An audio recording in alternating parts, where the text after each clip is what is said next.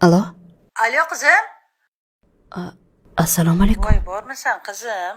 Onam boram demaysana, hech onangdan xabar olmaysana. Kechirasiz, lekin Voy, ovozingga nima qildi?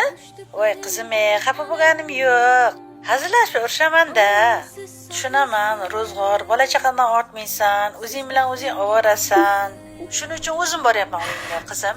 Sen yaxshi ko'rgan shirinlikni oldim. Mazza qilib ona bola choy ichamiz. Issiqini choy qo'yib qo'ygin. Nima deysan, ha qizim? yaxshi-ku, lekin Ha? adashib tushdingiz menimcha. Adashdim?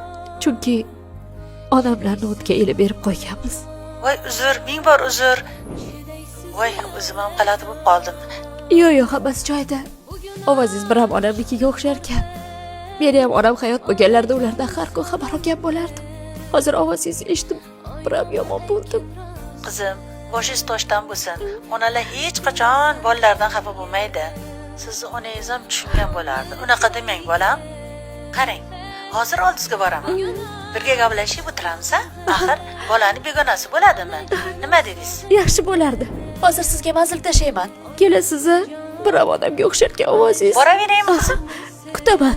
Bo'ldi qizim, albatta boraman. Bugün hiç bir horg'in onajon